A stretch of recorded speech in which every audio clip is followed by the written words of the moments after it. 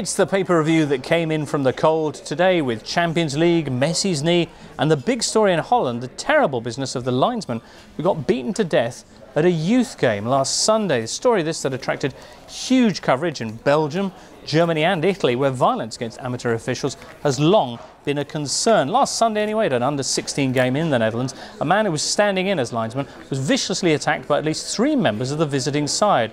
The 41-year-old, whose son was actually playing in the game for the home team, died then on Monday evening in hospital from the head injuries he sustained. Whilst 3 teenage boys have been arrested, the story has provoked much soul-searching in Holland, along with demands for something to be done. Opinions vary, though, as to what. One paper suggests giving officials self-defence courses, which may be missing the point a little bit. Others say that it's a breakdown in education. Frank de Boer speaking on a similar note from Madrid this week. And certainly the age of the boys involved is, for many, the most shocking thing about the story.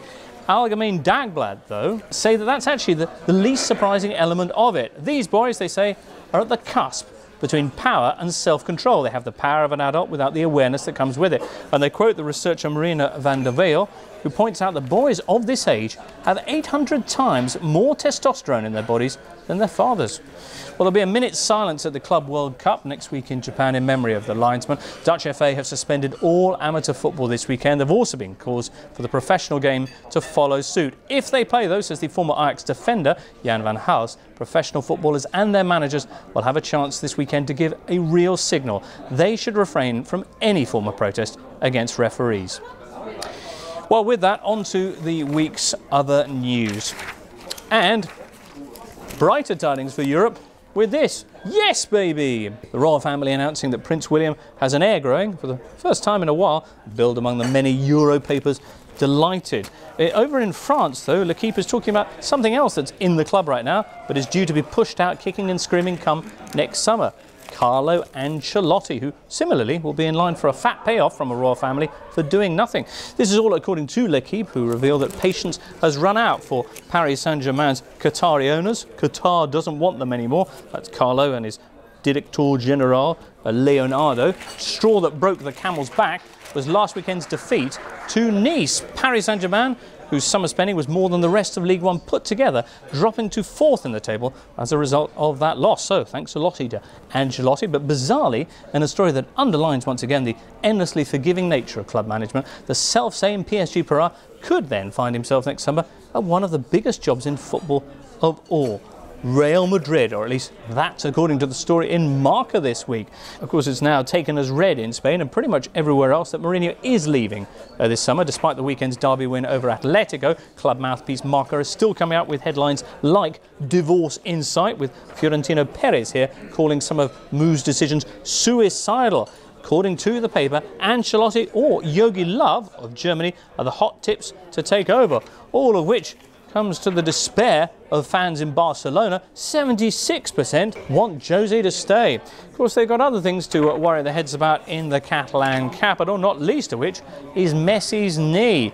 Barcelona player who's worth 16 teams, according to Sport, the morning of Wednesday's match against Benfica. That's because he scored more on his own than all but 3 of the other Liga sides, has sent shockwaves, of course, through the Camp Nou on Wednesday night then, with what appeared to be a very serious knee injury. It wasn't, it was only a scare, as Sport announced, but the incident's still all over Thursday's headline, my favourite being Mundo Deportivo Glups, which means gulp in Catalan. And beside this, they have a handy minute-by-minute breakdown of the injury, which starts with a black cat that came out while the teams were warming up.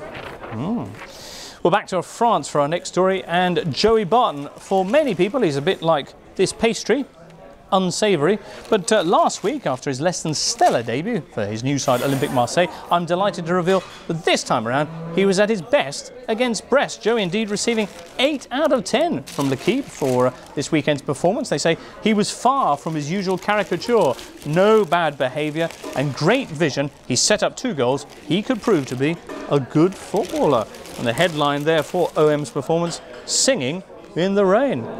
Well, singing in the Ukraine, meantime, were Juventus, who are the subject of our final story today. A Wednesday surprise winners, of course, at Shakhtar Donetsk in a game that many people thought would be a biscotto, i.e. the points shared by the two teams at the third team's expense, in this case Chelsea. The Italian papers, though, delighted to see the old lady marching on in triumph. No biscuit, says the Corriere dello Sport. It's a triumph worthy of a queen.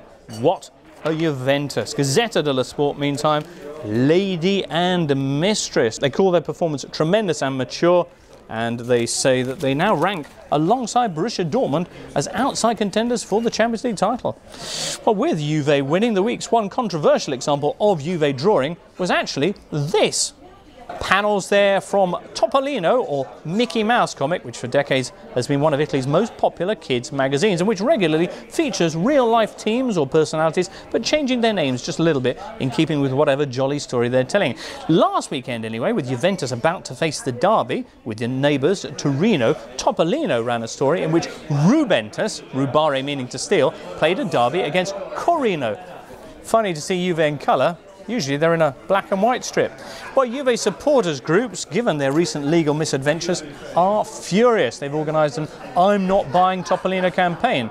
To be fair, it's probably time they stopped anyway. Embarrassed Disney editors, meanwhile, explain here in the Gazzetta, Rubentus in the cartoons, Juventus fans furious on the internet. It was all just a misunderstanding. We were only reprinting a story from the 1990s. People think that this story has a satirical intent, but at Disney. And on that note, everybody, that's where we'll come to the end of another Top Paper review. We'll be back in 7 days' time, next Friday, with whatever the Continental Press has brought us. Hopefully, you'll be joining us then. For now, goodbye.